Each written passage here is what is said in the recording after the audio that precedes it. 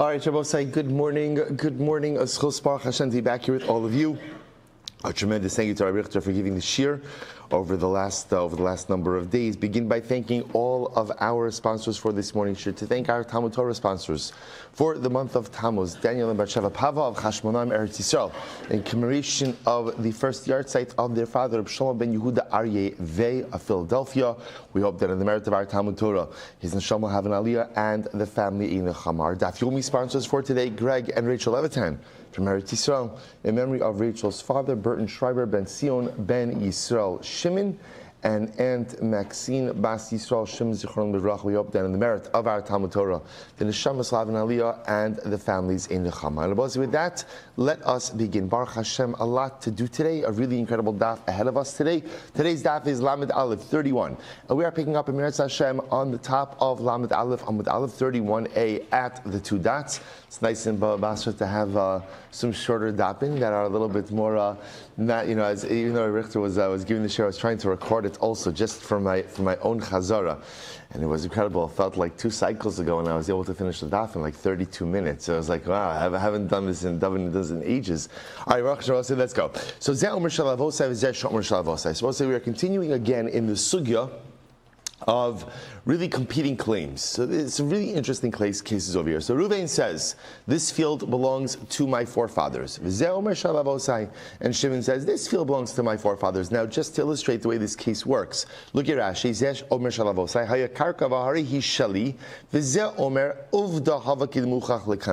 So just to understand, so let's call it like this. Shimon's living on this land.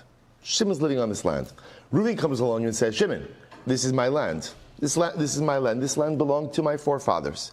And Shimon says, this land belonged to my forefathers. Okay, so they're both making the same exact claim. Now just understand, it's Shimon who's living on this field right now. So the Gemara says, V'hai I see sahadi da'achli shnei chazaka. So what happens? Now Shimon, let's say Shimon goes ahead, and Shimon brings witnesses that he has utilized this field for the 3 years. He's utilized the field for the time necessary to go ahead and use and create chazaka, but he doesn't have witnesses that belong to his forefathers. So that's what's happening. So Shimon brings witnesses. So again, one more time.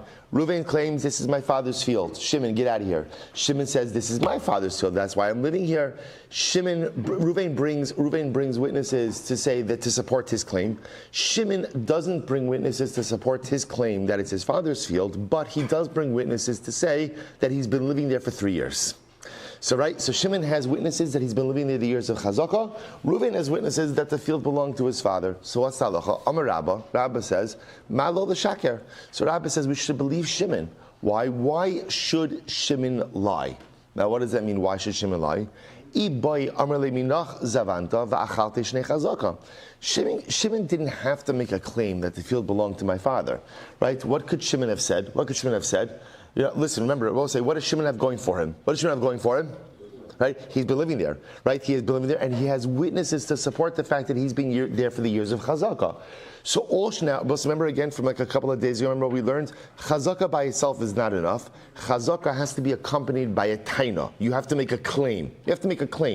So Shimon could have made a much easier claim. What could the claim have been? Reuven, I bought the field from you, and I've been living here for 3 years. That's it. That's the claim.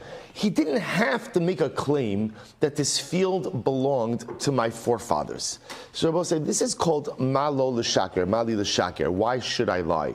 When a person makes a particular claim, even if they can't support that claim, but they could have made an even more believable claim, it almost lends support to their unsubstantiated claim. Okay? In other words, I'm sorry? It's a type of migo.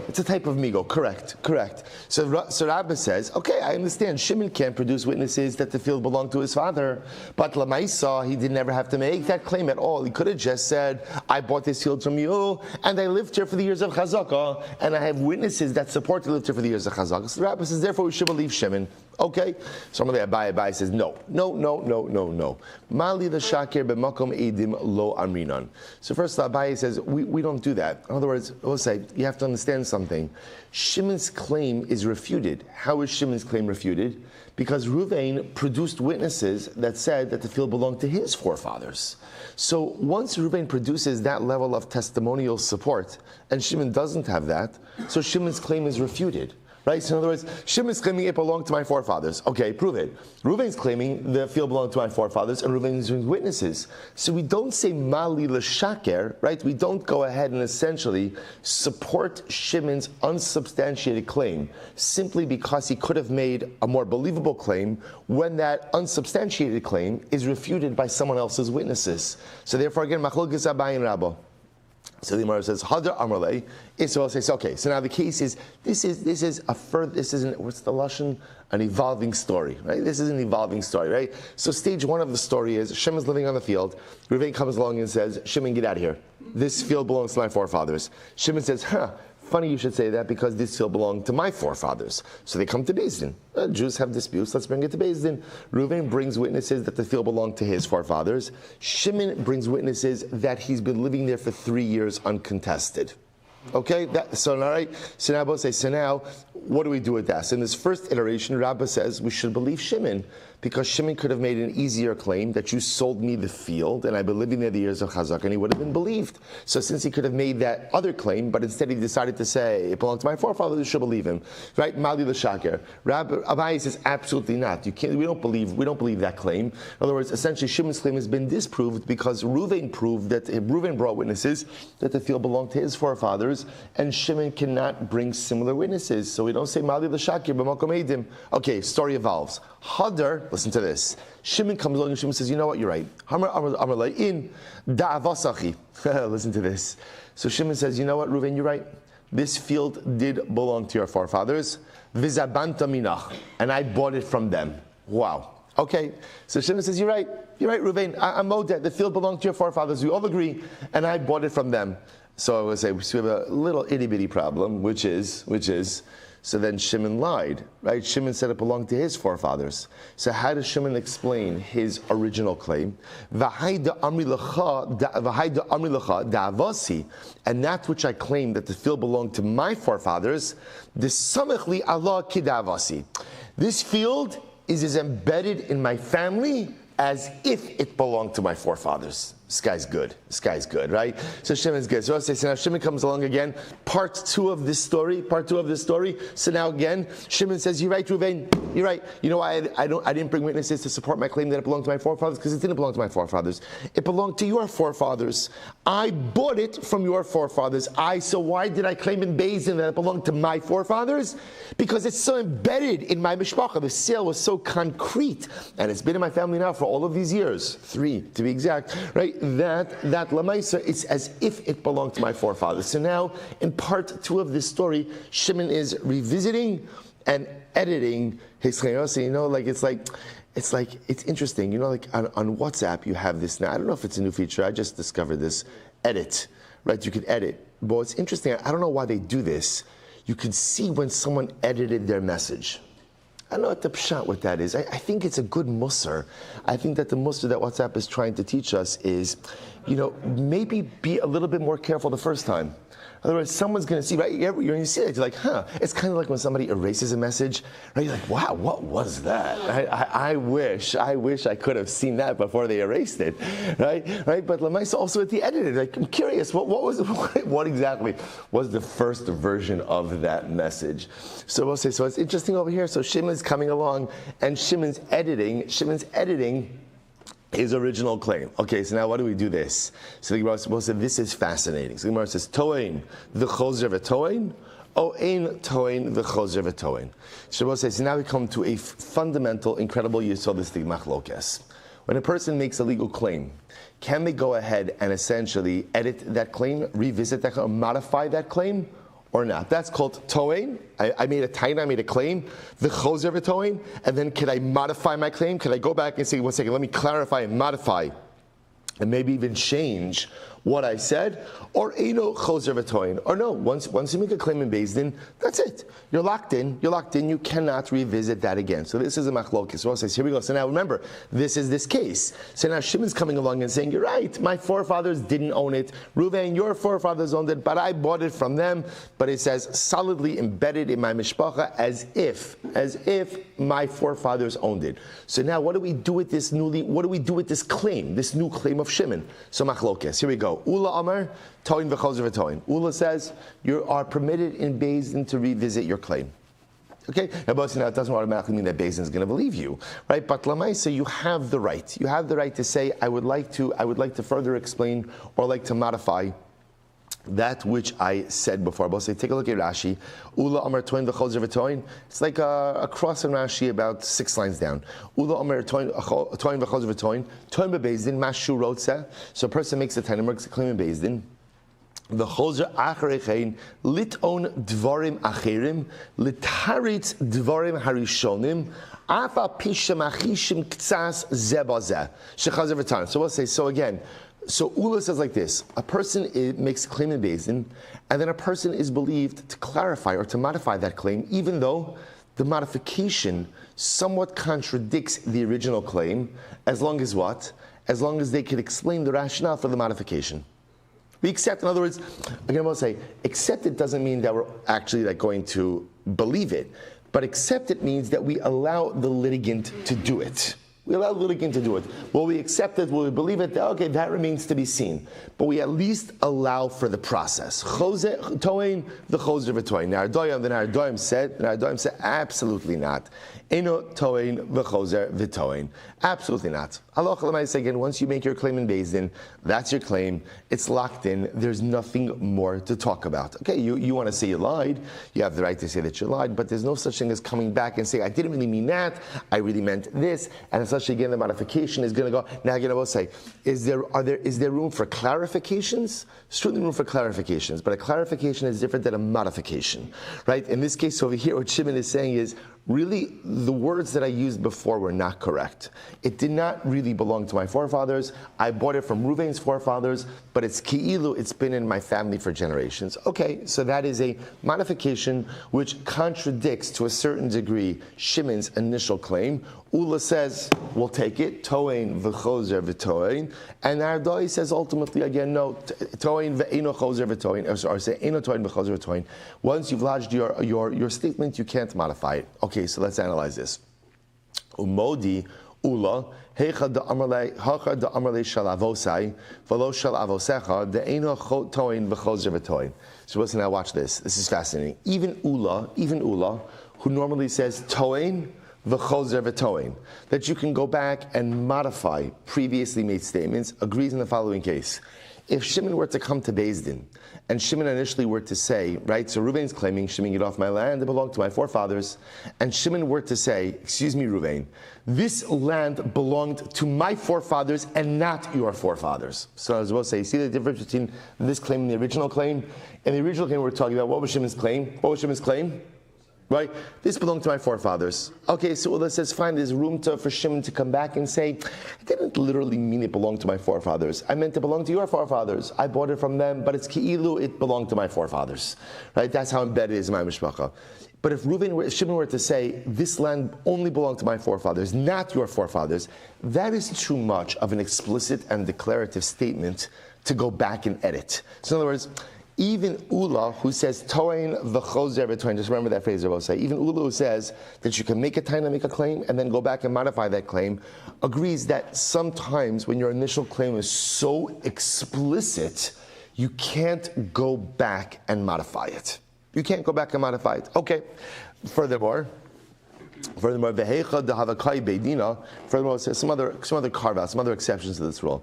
Vehecha dehavakai beidina velotan. Well, so listen to this. What happens if Reuven and Shimon we're standing in Beis Din, right? We're standing in Beis Din. And let's say again, Shimon didn't make his taina. I'm sorry, they were standing in Beis Din. So let's say again, Reuven and Shimon were standing in Beis Din, and Shimon didn't make his taina. So, and now what happens? So we'll say, watch this. So here's what happened. So Reuven and Shimon are standing in Beis Din, right? Same case. Right? Shimon's living on land. Reuven said, get off the land. Shimon, this belongs to my forefathers. Shimon said, it belonged to my forefathers. And then what happened? They leave Beis Din and they come back. And Shimon says, I want to modify my previous statement. I didn't literally mean that it's my forefathers. I meant, again, I bought it from Reuven's forefathers, but it's so cemented and embedded in my family that as if it belonged to my forefathers. So if Shimon comes back with this new claim after leaving Beis Din, everyone agrees that ultimately, again, so the Gemara says, Eino chozer v'toin. Everyone agrees, even Ula will agree, he doesn't have the right to modify his claim. Why not? My taima, ta'anase agmare. What are we concerned about? That Shimon left Beis Din, and what happened? His chevra met him afterwards, right? His buddies met him afterwards, and they say, Shimon, here's what you need to do. And they gave him a strategy in which to go ahead and modify his claim. In other words, the optics of it, in other words, it's one thing, I will say essentially, Ula will say like this, it's one thing that will give you a license to modify your claim while you're standing in Beis Din. Okay, we'll allow for that. Again, obviously within reason. But to make a claim in Beis Din, then to leave, only to come back afterwards and then modify your claim, that just looks weird. It looks like something is up with that, and therefore, again, we're not going to believe you. Fine, that's Ula. Umod in Ardoim, but I'll say even the Ardoim. Now remember, the Ardoim said, Eino toin v'chozer v'toin. The Adam said, once you make a claim in Beis Din, once you have your claim is your claim. And that is it. You cannot go back and modify it. But even the Adam agree. So listen to this. The Adam agree in a case of Osai that where Shimon were to say to Reuven, yes, it went ahead and belonged to my forefathers who bought it from your forefathers. So even the Adam would agree with this type of modification. In other words, because here, essentially what the Adam are saying is, you can't have a modification that in any way contradicts your initial statement. So, when Shimon originally says, the field belonged to my forefathers, and now he comes along and says, well, what I really meant was, the field belonged to your forefathers, but I bought it, and it was such a cemented and solid deal that it is as if it's been in my family for generations. So then our Adam are like, come on, stop it. You're turning your previous statement on its head. That they don't believe. But if Shimon were to say like this, Reuven, it was your forefathers. Yeah, I'll be modeh to that. But my forefathers bought it from your forefathers, and I've been consuming it all these years of chazakah. Then our Adam would entertain a modification like that. Why? Because it doesn't contradict the original statement. Because Shimon is still standing by his original word that it belonged to my forefathers. He's just adding in an additional piece of information that my forefathers bought it from your forefathers. Okay, so now Adam can entertain that type of modification. Vehecha, another interesting exception over there. Vehecha dishtay mili avrai, velotan, va'asan lebeidina v'tan. Now listen, now watch this. What happened? Furthermore, the Adam agree in the following case. Reuven and Shimon are having this outside of Beis Din. Right? They're having this argument outside of Beis Din. And Reuven saying to Shimon, get off my land. It's my land, right? It belonged to my forefathers. And Shimon saying, no, it belonged to my forefathers. But they're having this argument in Beis Din. Now they walk into Beis Din. V'asala beidina v'ta'an. And now when they walk into Beis Din, Shimon says, really, what I meant was that Reuven, it didn't belong to your forefathers, but I bought it from your forefathers. So now again, there was one argument that Shimon advanced outside of Beis Din. He just said it was my forefathers, and he clarified that argument, or he modified that argument inside of Beis Din. Even the Nardoim agree, the Toin, the Gemara says, the Chozer v'Toin, that he's allowed to modify his claim. Why? My taima, this is very interesting. Avit inish delo magli ta'ana se'el lebeidina.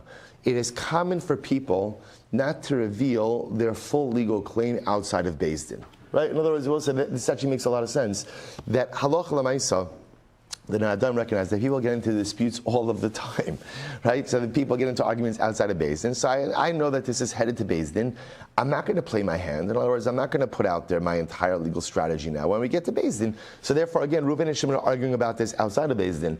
Reuven says it belongs to my forefathers. Shimon said it belongs to my forefathers. Then they get to Beis Din, and Shimon says, well, Reuven, actually it belonged to your forefathers, but I bought it from them. Halacha l'maisa. Allah even the Nardoim, who normally say Eino Toin v'chozer v'toin, would agree that in this case Shimon is permitted to modify his statement. Why? Because the truth is, it's not even really such a modification, because in a legal proceeding, what people say outside of Beis Din is not necessarily material. But the point over here is the Nardoim will agree that it's common for people not to reveal their full legal strategy outside of Beis Din. Incredible. Amar Meimar. So Meimar said, by the way, Ana Narda Ana. I am a member, I'm from Narda. Usvirli Nebos, and I remember again the Narda were on record as saying, Te'eno toin v'chozer v'toin. Once you make your claim in Beis Din, you cannot modify it. So comes Amimar and he says, I'm from Narda, usvirlan de toin v'chozer v'toin. And I hold that a person is permitted to modify their statement. I will say, so again, remember, just want to be clear. Even according to Ula, who says, Toin v'chozer v'toin, remember, it's within reason, right? In other words, you can't do something that is an explicit contradiction, really only just a more nuanced modification / contradiction. So Amemar comes along and says, I'm from Narda, and I say Toin v'chozer v'toin, and I will say, what's the halacha v'hilchasa? Toin v'chozer v'toin. And the halacha is that a litigant is permitted to go ahead and modify his initial statement. So I will say, so listen to the Rambam over here. So the Rambam writes, this is in Hilchos Toin V'nitan, Perek Tes Vav Halacha Vav. There's actually two halachas over here. So listen to this. The Rambam quotes this case. It's fascinating. Ze omer shalavosai v'ze omer shalavosai. Ze hevi edim shi shalavosai v'ze hevi edim shach l'shnei chazaka. So I'll say, so again, it's the exact case. Reuven comes along and says, this field belongs to my father, or belonged to my fathers. And he brought witnesses to that. Shimon says, it belonged to my fathers, right? But Shimon only brings witnesses to say that's what? To say that, only that he's been there for the years of chazaka. He doesn't bring witnesses to the fact that it belonged to his forefathers. So we'll say, so what's talacha? So the Gemara says, "Tachzra lezeh shehevi edim shisha levosav v'yachzira perosh sha'achal shahari lo ta'an klum ve'in achilas aray shakol chazak shina matayna ala bailim in klum." They both say, so the Rambam happens to point out over here something that the Gemara didn't do, which is actually quite fascinating. So how do you paskin in that case? But before we get to modifications, how do you paskin in that case, right? Reuven says, the land belongs to my fathers. Right? And he brings witnesses to that. Shimon says the land belongs to my fathers. But Shimon doesn't bring witnesses to back up that claim. Instead, what does Shimon bring witnesses to do? What do his witnesses testify? That he's been there for 3 years. The Rambam says, who wins that case? Who wins that case? The answer is, Reuven wins that case. Reuven, the ones who brings witnesses that his forefathers owned it, wins the case. Why? Because we'll say this is fast. This goes along with what we said before. In order for chazaka to work, chazaka works with two components. Number one, residency requirement. That's number one. And number two, a taina, a claim. You have to make a claim and be able to support a claim about how that land became yours. Saying you lived there for 3 years is not enough. You lived there for 3 years, and how did you get it? How did you get it? So the problem is, in this case over here, Shimon's claiming, how did he get it? How did he get it? It's ancestral property. Only one problem, which is, he can't back it up. So therefore, again, interestingly enough, Reuven can back it up that belongs to his family. Shimon, all he has is residency with no claim. Therefore, Reuven wins, Shimon loses. That's the halach over there. And Shimon has to vacate the premises, give it back to Reuven, and pay Reuven back for anything he consumed of that land for all of those years. Incredible. Now, but that's not really the case that intrigues us. Now, but here we go. So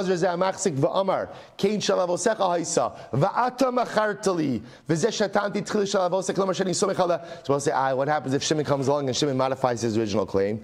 Shimon comes along and says, you know what, Reuven, you're right. The field did belong to your forefathers. But either again, the Rambam's version, either again, Shimon's claiming your forefathers sold it to me, or Reuven, you sold it to me, so now there's a taina. What's the halacha? Good. Hari zutaina nechona shahared nasan amasla lidvarav harishonim uma'amidim osabiyado. If Shimon comes along and modifies his claim, And Shimon says, you know what, I didn't really mean that it actually belonged to my forefathers. Rather, I meant that it's as cemented as if it belonged to my forefathers. Because Reuven, your forefathers sold it to me, or Reuven, you yourself sold it to me. The Rambam says, we believe Shimon. Because now Shimon has two things. He has the Chazaka residency, and he has the Taina, the claim. So we'll say, what do you see? The Rambam Paskins, Toein, v'chozer, v'toein. Incredible that a person is believed to modify the claim basin. Now, the Rambam happens to bring down the same exception as the Gemara said, which is, obviously this is within reason. So for example, like the Rambam says, if Shimon were to say, Reuven, this field only belonged to my forefathers and not your forefathers, that level of explicit kite, right? So you can't backpedal that. You can't backpedal that. It just says it's also like a good musr in terms of being careful with using too explicit of terms when especially we get to this, like when we get angry, right? You say something like, just like explicit. I'll never. Again, it's hard to walk back I'll never statements. It's hard to walk back explicit statements. So therefore, again, the Rambam Paskins, toein v'chozer v'toein. So we'll say, so that's the halacha l'maisa. I'll also tell you hashkafa l'maisa. Hashkafa l'maisa, we'll say, this is a tremendous yesod. What does it mean that we paskin hashkafa l'maisa chozer v'toein v'chozer v'toein? And we'll say, you know what? In life, you could change your mind. In life, you could change your mind. So often in life we get backed in, right? We create like a persona for ourselves, and we create. I do this and I don't do this, and it happens that sometimes there are parts of my personality that I've created that as I get older I recognize, you know what? They're not right. They're not right. This is not the right approach. Sometimes, again, it will say, sometimes in life, a hashkaf, an outlook that I had when I was young, doesn't work when I get older. Either because it was wrong the whole time, or sometimes, again, just life changes, we change, and approaches and strategies and midos and behaviors that perhaps worked when I was younger do not work now. But so often, because we are creatures of habit, we become so entrenched in who we are and what we are that we don't permit ourselves to change. Right? This is it, love it or leave it. So how do we paskin? Toein v'chozer v'toein. You can change your mind. You can change your mind. It's okay. But you said this. I know I said that. But you know what? Now I'm saying something different. And what's the halacha? And I was saying the difference between the halacha and the hashkafa. You see, in the halacha, you're only permitted to modify your initial statement so much. In hashkafa, you could change your initial stance as much as you want. We're not locked into anything, I was saying. If you want to change something about yourself, even you espoused this, you did this, you proclaimed this, it's okay to say, I've changed my mind. We're so often scared. We back ourselves in, we dig ourselves in, and we entrench ourselves into ideas, into hashkafas, into outlooks that might or may not have worked in the past. And now I realize this is not right for me now. But for whatever the reason, the ability to say, I've changed my mind, or I've changed my approach, for some reason it's so scary and so daunting and so overwhelming. Just remember, halacha l'maisa and hashkafa l'maisa, toein v'chozer v'toein. It's okay to modify things. It's okay to affect change. And it's okay to change your mind. Incredible. All right, let's go back there. Says the Gemara, Ze omer shalavosai v'ze omer shalavosai. So we'll say another case. These are great cases. So Ze omer shalavosai v'ze omer shalavosai. Hi, I see sadi da'avasa v'achli shnei chazakas. Listen to this. Similar, ostensibly at first glance, same case. Reuven says, this field belonged to my forefathers. Now Rashi adds in over here. I'm sorry, the Bach adds in over here. Ze omer shalavosai va'achlosei shnei chazaka, v'ze omer shalavosai va'achlosei shnei chazaka. So I'll say, so now in this case, they're both adding in another component. Reuven is saying, the field belonged to my forefathers, and I have also been here for the last 3 years. I've used it for the years of Chazaka. Shimon's claiming Ze Omer Shalavosai, and Shimon's also claiming it belonged to my forefathers, and I also have been using it for the years of Chazaka. Now remember, this is different than the first case. In the first case, Reuven was claiming this belonged to my forefathers, but Reuven didn't have any residency. Shimon claimed it belonged to my forefathers, and Shimon had residency. In this case, Reuven is claiming it belonged to my forefathers, and I have residency. Shimon's claiming it belonged to my forefathers, and I have residency. residency. Okay, here's where it gets interesting. Hi Isi Sahad, I'm sorry. Hi Isi Sahad Davase, Va'achla Shnei Chazaka, Va'hi Isi Sahadi Da'achla Shnei Chazaka. Reuven brings witnesses that attest to both statements. Number one, that the field belonged to his forefathers, and number two, that Reuven's been there for 3 years. Shimon brings witnesses for what? Chazaka, for residency, but not to solidify the fact that his forefathers own the field. So what do we do? This is great. Rav Nachman says, okay, it's actually pretty simple. Uki achila labhadi achila, v'uki ara becheskas avasa. So essentially, Rav Nachman says, well, let's just line up the testimonies against each other, right? So what do they both have? So Reuven has testimony that he's been used it for the years of Chazaka, and Shimon has testimony that he's used it for the years of Chazaka. So what does that competing testimony do? What do? Cancel each other out. So essentially, that level of testimony is gone. So what are we left to? Because we'll say anytime you have just two contradictory sets of witnesses, essentially the Beis Din just says that, okay, it's like neither of you exist, like you cancel each other out. So therefore, again, because Reuven has a testimony that says he's been there the last 3 years, Shimon has testimony he's been there the last 3 years. Okay, Chevra, there's nothing we can do about that. Let's throw that out. So what are we left with? We're left with testimony that the field belonged to Reuven's ancestors. So essentially, Rav Nachman says it's as if all we have in this case are witnesses that say that Reuven's forefathers own the field, and therefore what? Reuven is the owner. That's it. Resolved. Amalei Rava said, what are you talking about? Ha'idus mucheshasi. No. You can't do that. This is contradictory, or this is contradicted or refuted testimony. In other words, both sides. Here's what's interesting. What Rav Nachman is doing is, he's almost looking at it as two different layers of eidos. There's a layer of testimony about who owned it previously, and then there's a layer of testimony about residency. Right? So Rav Nachman is saying is, we knock out the residency level, and all you're left with ultimately is the historical piece, right? That it belonged to Reuven's forefathers. Rava says, what are you talking about? A testimonial unit is a testimonial unit. In other words, when Reuven's witnesses come along and they say, Reuven's forefathers own this land and Reuven's been living here for 3 years, you can't splice that testimony. That is one testimonial unit. Therefore, once one part of the testimony is knocked off or refuted, essentially what does that do? That invalidates the entire testimony. We've seen this, we know this from Makkah, right? Eido Shabbat Lameksasabat Lakula, without getting into this right now. So essentially, Rava says, this is a refuted testimony. So therefore, essentially, Rava says, in this case, we have no testimony. Look at Rashi. Rashi says, Kevan dahani beis kitos machisho zeza. Since these two groups of witnesses contradict each other, we'll say,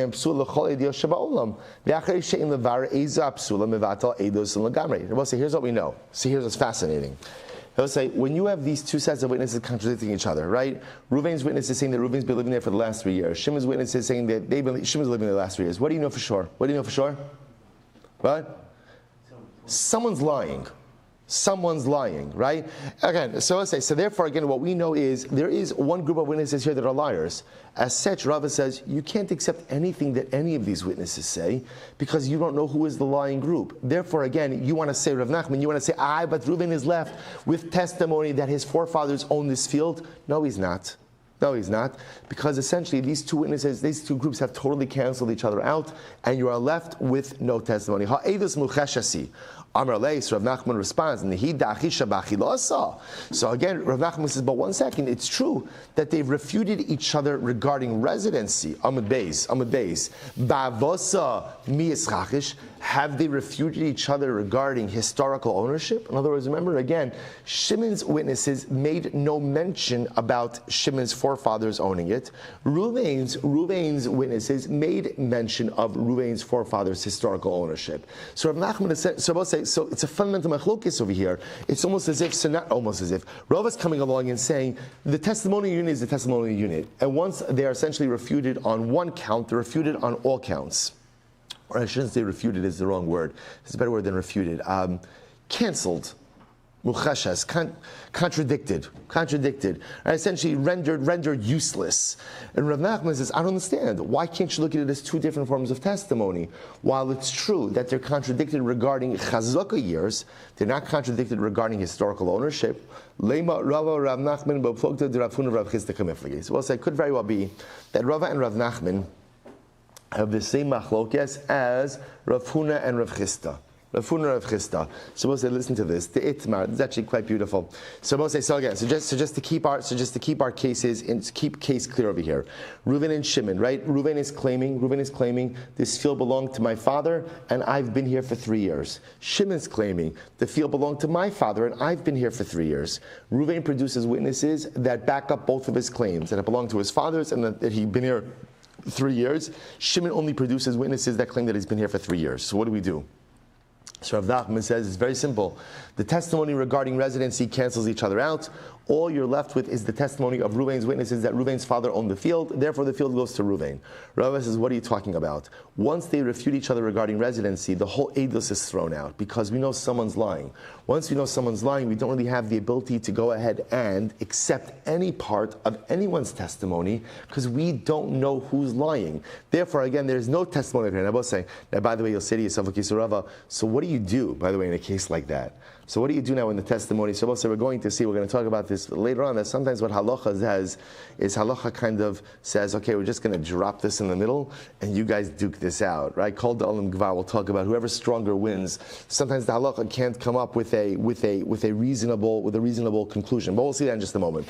So we'll say, Zimah wants to suggest that the machlokes Rava and Rav Nachman is the same machlokes ultimately again of Rav Huna and Rav Chisda. What happened with Rav Huna and Rav Chisda? Here we go. The Itmar, we'll say 3 lines down from the top on 31 Bilav Dal from the base. The Itmar, base Kite Edim Hamachisho Zuazu. Let's say you have 2 groups of witnesses that are contradicting each other. Then we'll say, now Rashi gives the example over here. Look at Rashi. Hamachishos zuazu, says Rashi, be'edos achas, kigon, shnaim omrim ploni lava mi ploni mana, or shnaim acherim hamachishim amru lo lava mimeno klum.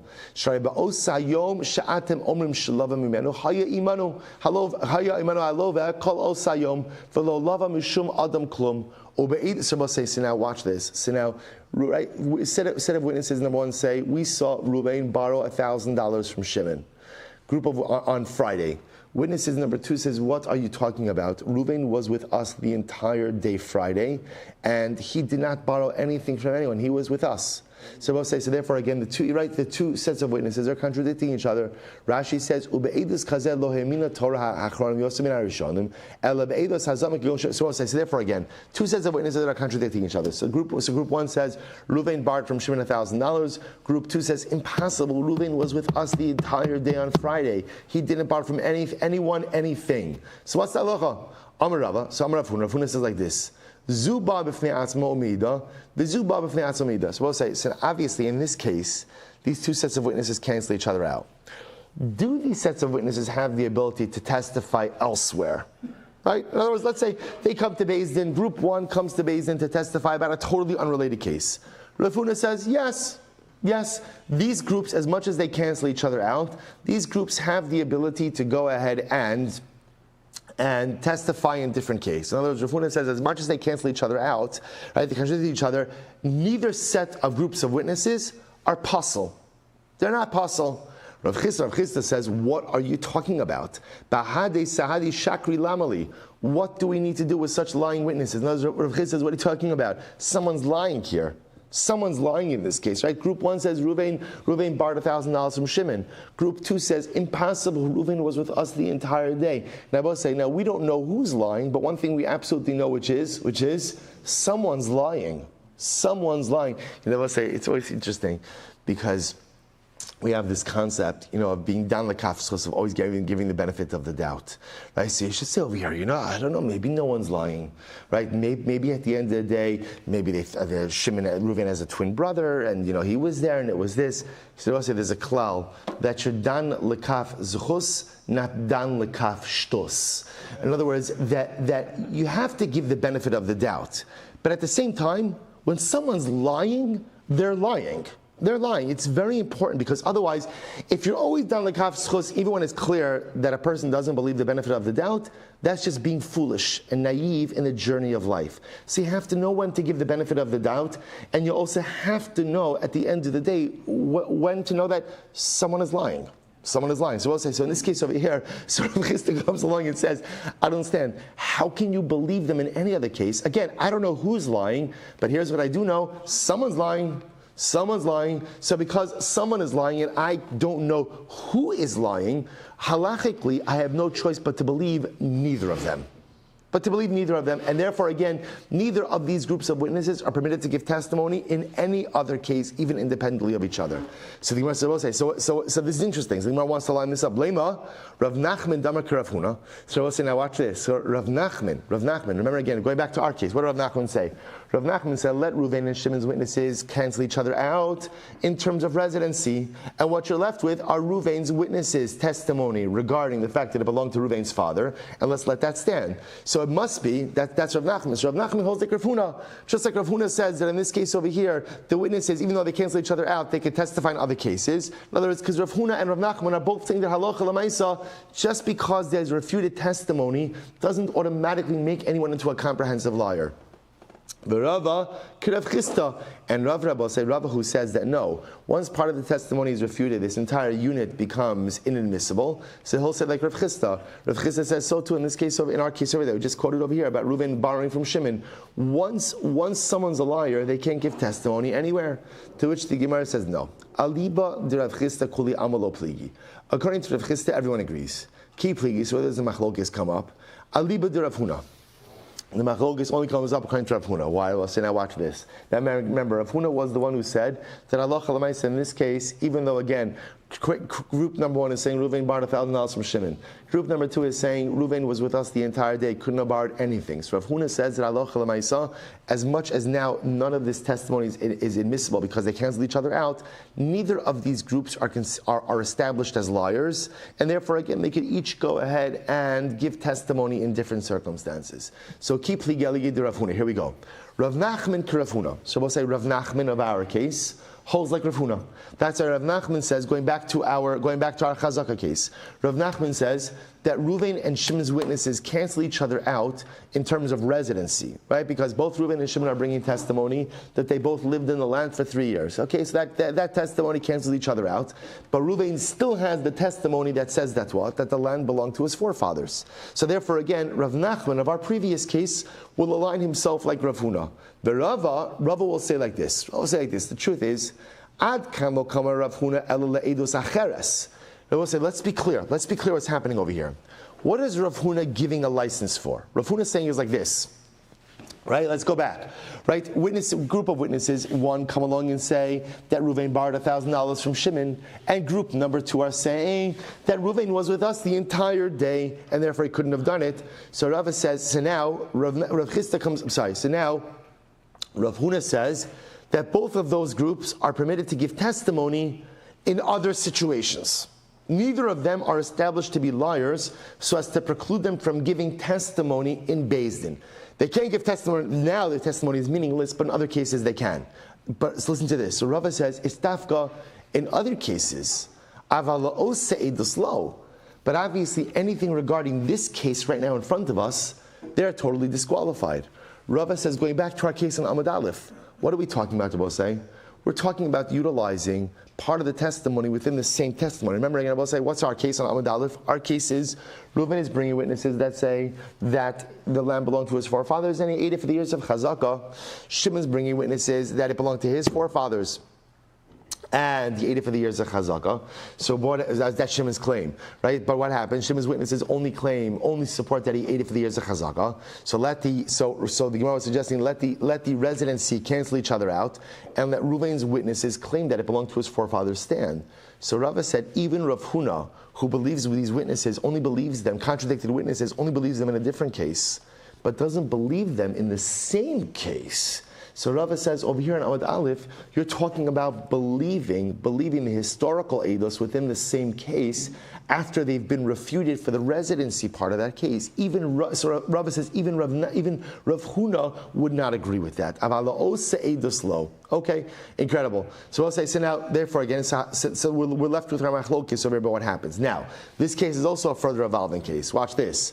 Hadra Aisi Sadi Davase. So watch, it's very exciting. So let's go back. Now we're back to Madalef over here. So right, Reuven's claiming this land belonged to my father, and I've been living here 3 years. Shimon claims this land belonged to my forefathers, and I've been living here for 3 years. Reuven brings witnesses that support that it belonged to his father, and he's been living here 3 years. And Shimon brings witnesses that he's been living here 3 years. So now Machlokes, Rav Nachman and Rava, what do we do? Rav Nachman says, give the field to Reuven, because Reuven is the only one who has a piece of testimony still standing. Rava says, no, this whole thing is canceled out. The witnesses contradict each other, therefore it's as if neither of them has any testimony. Okay, further evolving case. Watch this. Now, Shimon brings in additional witnesses. Developing story. Shimon brings in additional witnesses that in fact the field belonged to him, to his fathers. So I will say, now Shimon also has witnesses that the field belonged to his father. So what do we do? Amar Rav Nachman, Anan achsine anan misakinale lezilusa de beidina lo chayshinan. So I will say, now here's what's interesting. Now remember, Rav Nachman himself, this is fascinating. What did Rav Nachman say in the first iteration? In the first iteration, Rav Nachman awarded the field to Reuven. Why did Rav Nachman award the field to Reuven? Why? Because Reuven was the one who had testimony that it belonged to his forefathers, right? Because they each had testimony about chazaka, therefore that cancels each other out. And in Rav Nachman's view, all that was left was testimony regarding history, historical ownership. Reuven had it, therefore the field belonged to Reuven. Now watch this. Now Shimon comes along and Shimon brings witnesses that it belonged to his forefathers. So what do? Rav Nachman says, well now we have to take the field back from Reuven. Why? Because now they both have the same testimony. The testimonies go ahead and cancel each other out. And so effectively, Beis Din could award the field to neither of them. So therefore, essentially, the exact question over here is the same Beis Din. Ana achsinon, we placed Reuven in that field. Ana maskinon lei. We'll remove Reuven from that field. And we can't be worried about the degradation of Beis Din. I will say, it doesn't look good for Beis Din when Beis Din makes a ruling and then undoes that ruling, reverses that ruling. So there is a mindset that says, that sometimes Rabbi say, this is interesting, sometimes that the integrity of Beis Din must be maintained, even if it comes at the expense of, it's going to sound strange, of a pure, correct legal ruling in one case. In other words, the system is always more important than the individual. Because the system, right, the integrity of the system has to be maintained. But Rav Nachman says, no, we don't worry about that. We worry about the law, the halacha. So therefore, again, we placed Reuven in this field because in our last iteration, Reuven had historical testimony, Shimon did not. Therefore, Reuven was the owner. Now Shimon brings historical testimony. They have equal halachic footing. We put Reuven in there. We're going to take Reuven out. And now again, neither has a valid claim to the field. And we are not worried about Beis Din. I will say, Rashi points out over here, this is what we said before. We'll talk about what does that mean when you take Reuven out. So I will say we're going to see this concept that when neither person could go ahead and advance a claim, and they're both claiming ownership, we have this concept called Alam Gvar. Whoever's stronger gets it. But we'll clarify that later. Massive Rava. So Rava comes along. V'timer Rav Zira. How can you say that? Shnaim Omrim Meis, Shnaim Omrim Lo Meis. Listen to this. We'll say almost back to our Yevamos days. Or Ksuvas days, days. So two people say about a particular woman, right? Rachel's married to Reuven. Two witnesses come along and say Reuven died.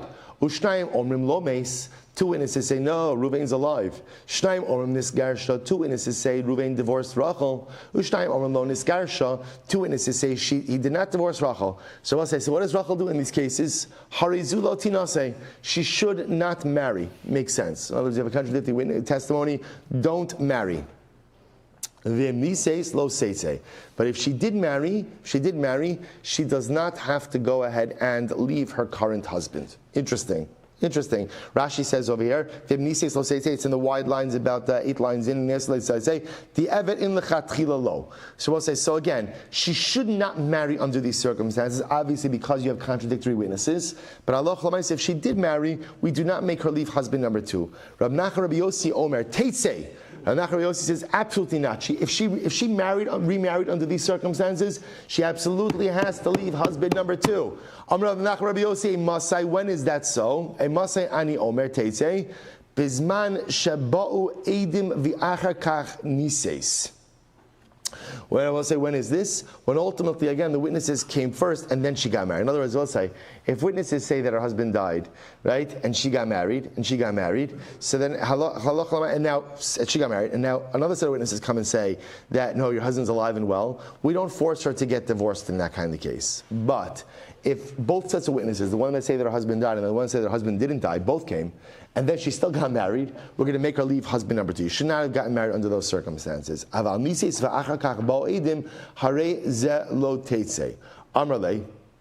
so Nachman said to Rava, so both say, so the point over here is, what do you see from here? What you see from here, both say, from this last statement over here is, we are concerned for the integrity of Beis. In other words, if witnesses came and said to Rachel, your husband died, right? And therefore Beis Din said, based on that you could remarry. And she married. And now witnesses come along and say, no, your husband is alive and well. Beis Din does not make her get divorced, right? Why? Because they both say that doesn't look right for the integrity of Beis Din to keep on reversing decisions. So what do you see from here? You see from here that halacha l'maisa, we are concerned about the integrity of Beis Din. That's the point. You see from here, so what we see over here is something fascinating, which is a general idea about, are we concerned with the integrity of Beis Din or not? Rav Nachman seems to say that if new information comes, Beis Din will reverse their previous decision. It doesn't look good for Beis Din. Okay, delivering the proper verdict or the proper halacha is more important than the integrity of Beis Din. Comes along Rav, and Rav says, no, you see from here, we are careful about the integrity of Beis Din because we have to uphold the integrity of the system. Right? We'll say, we'll have to stop over here. We'll stop over here for today. It's a little bit of the middle of the story, but again, we're leaving off in the middle of this. This is case 2, part 2. I know I'm leaving a little bit of a cliffhanger over here.